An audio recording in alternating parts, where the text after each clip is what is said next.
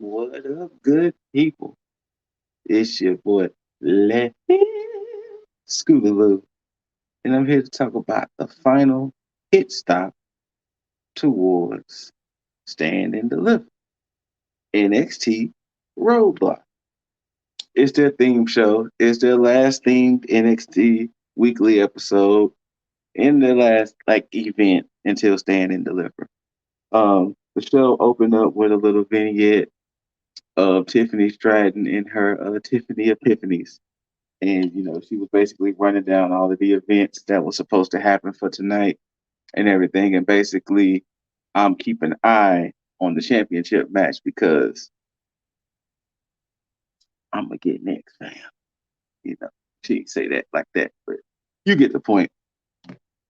The show opens up with the jailhouse street fight, Tony D'Angelo with Stacks versus T.A.G. And the rules of this match, no countouts, no DQs. The only way to win is to throw your opponent in the cell, close the door, and lock it. And they had like a little makeshift jail cell, kind of something like how they would probably use something damn near for war games or something. But it's a pretty okay match. Um, the MVP of this match is Stacks. There's no doubt about it. Mans was getting beat up. Mans was getting handled. He definitely was looking out for Tony D. Without Stacks,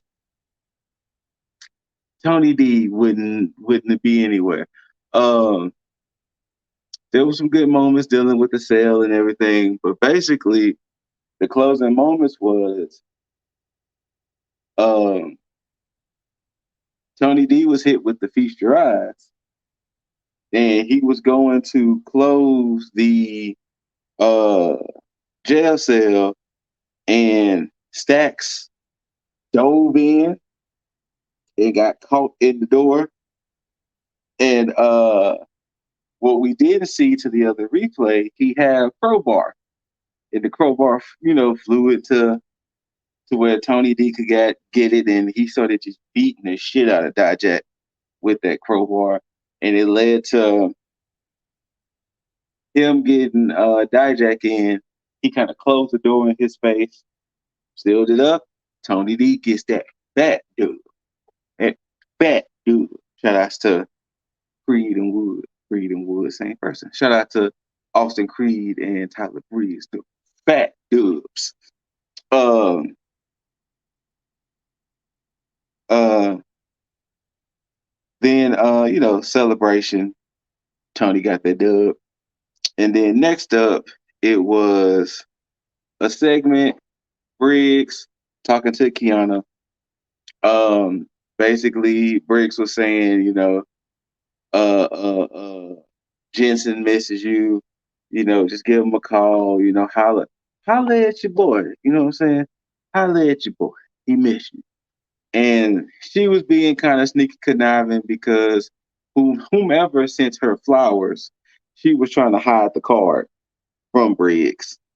And it led to a segment later where Briggs was telling Brooks and Fallon about it, and then uh, Brooks walks off, and Briggs and Fallon had a moment, and he was like, "Okay, Fallon, you're right. She's doing something sneaky, and we got to figure out how we gonna expose her." Now, the funny part is, they're the tag team champions. They're the women tag team champions. So how this supposed to work, Sway? You know, how's this supposed to work, Sway? Um, Gallus Pretty Deadly had a face off. It led to a brawl. Next week, Gallus Pretty Deadly NXT Tag Team Championships. The Creed Rose and Braun Breaker versus Indus and Jinder Mahal. It was a pretty okay match. Um, it was they were trying to, finally get some measure of revenge on Indus and everything. So they enlisted the help of the NXT World Champ Braun Breaker. At some point, Carmelo came out to watch the match. He wanted to see his opponent. But ultimately, Creed Bros, Braun Breaker gets the dub to get that fat dub. I don't know if the beef is over between the Creeds and Indus Share, but we'll see. The Waller effect with HBK, them trash talking, especially, Grayson Waller. But basically, it led to Waller saying he wanted a match with HBK. He want a match, HBK, if you steal that man and all, I want a match. And HBK was like, fam, you know how many people for the last 10 years been asking me for a match? They've been parking Brinks trucks at the house to try to get a match with your boy. Nah, but I got somebody else who will fight you at Stand and Deliver. Johnny Wrestling, Johnny Takeover, Johnny Gargano. Try to lead to a little scuffle. Grayson gets out of there. Johnny Wrestling will be on NXT Live next week. We'll see what goes down. Grudge match. Gigi Dolan, JC Jane. I feel like this match should have been contested under certain rules, but also I see why it wasn't. But it was an okay match back and forth. Gigi ended up getting a dub. JC attacks Gigi and she tries to go for the I forgot what they called it, where you put the chair on the neck and stomp on it, but the ref core stopped it. And JC walking up the ramp screaming, "This ain't over, this ain't over." So maybe we might get something else at Stand and Deliver. We shall see. Braun Breaker walks back out and he's like, let's just go ahead and get the elephant out the room. Everybody knows who I need to face. He knows who I need to face. Let's go ahead and call him out here. Out comes Carmelo Hayes. He came out by himself, not with Trick Williams.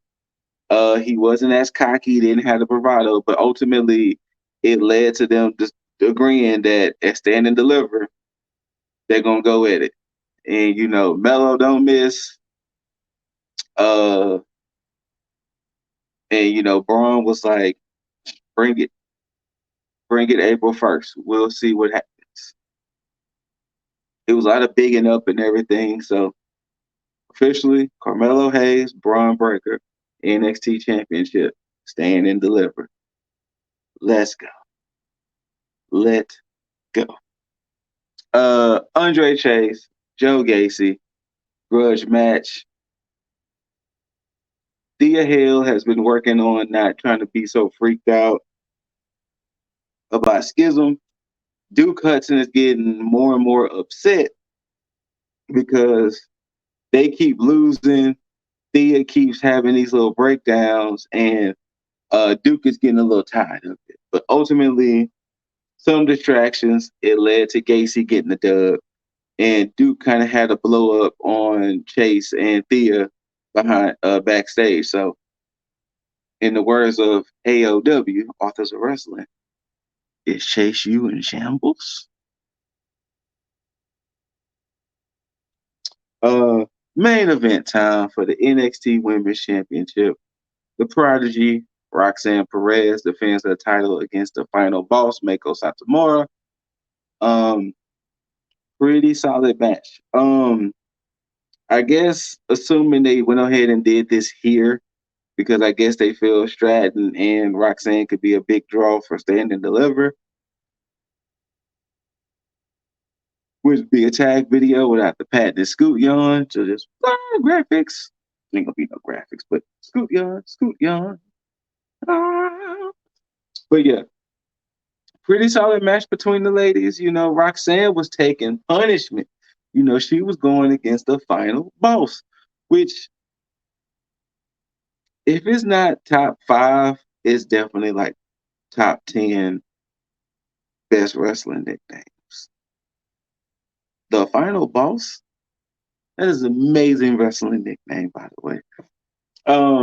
Roxanne ended up beating Mako with a roll up, and then before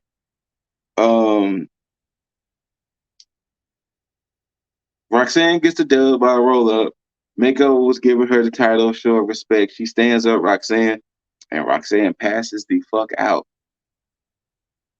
She passes the fuck out. Mako is worried. The crowd goes silent. The ref corps comes out. EMTs come out. Eventually, Booker T leaves the announce desk, gets in the ring to check on her, and the show ended with uh Roxanne being in the ambulance. So I don't know. I guess we'll have to see what happens next week because if it's going to jeopardize her for Stand and Deliver, we shall see. But yeah, this was the final stop until Stand and Deliver. Um, like I said, so far for Stand and Deliver, we got Johnny G versus Grayson Waller. We have uh, Carmelo Hayes, Braun Breaker. There was another match I think too. Was it just those two? Might have been just those two so far. I think it's just those two announced for Stand and Deliver on April 1st. But yeah, NXT Roadblock, it's a pretty okay show. I'm not saying you have to run out and truly check it out. Pretty okay. Um, Definitely the Roxanne and Mako Satomura match was the match of the night to me. Like I said, it's that build up. Oh, it's that build up towards the premium live event, the PLE, as you may know. But thank y'all for tuning in. Shout outs to my tag brethren, Lip Dizzle, Jaeger Bombastic, aka the current champ, and Juggs097. I appreciate y'all watching. Like, subscribe, comment, share, all that good stuff. Let us know below what you thought about NXT Roadblock or NXT altogether. Until next time, good people, thank y'all for tuning in. And like we always do, gotta give you that too sweet. And good people, don't forget to tag out.